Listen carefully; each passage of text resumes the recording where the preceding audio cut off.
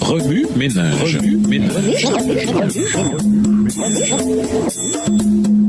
Bienvenue dans votre émission Remue ménage.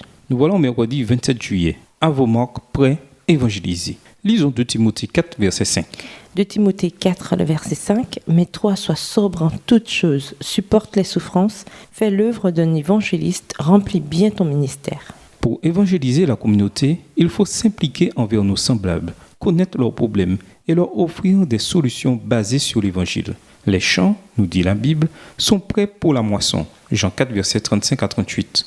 Au temps de la moisson, le fermier se prépare en conséquence. Aussi, avant de nous lancer dans quelques activités d'évangélisation que ce soit, nous devons nous poser une importante question. De quelle manière le Christ s'y prendrait-il aujourd'hui ? La Bible nous révèle des tas de choses sur la façon dont il dirigeait l'évangélisation au sein des communautés d'Israël.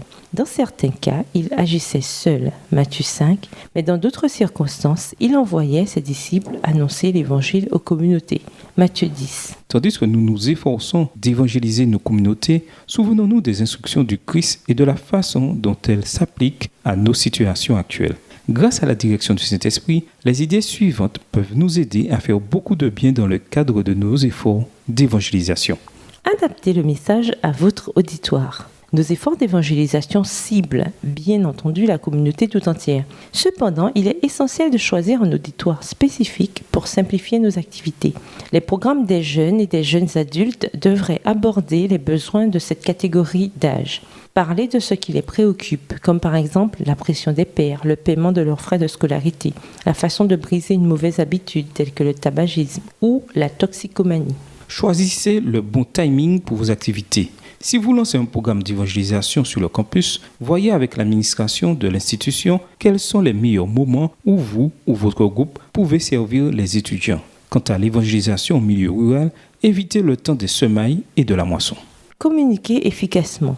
Utilisez des sources en ligne telles que les médias sociaux pour communiquer vos messages évangéliques. Faites des prospectus et écrivez des articles, puis distribuez-les dans les centres commerciaux, les terminaux de bus et d'autres endroits municipaux.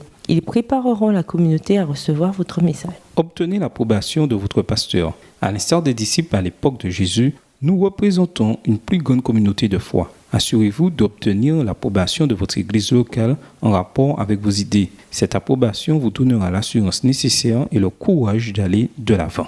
Quand le temps sera venu de passer à l'action, montez une équipe solide de personnes partageant la même vision. Déterminez clairement les responsabilités de chacun et priez pour obtenir la direction du Saint-Esprit.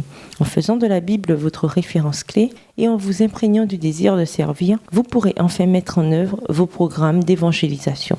Remue ménage, quel programme d'évangélisation pouvez-vous lancer dans votre communauté ? Quelles leçons pouvons-nous tirer des initiatives d'évangélisation du Christ ? Au revoir. Et à demain si Dieu veut. Remue ménage.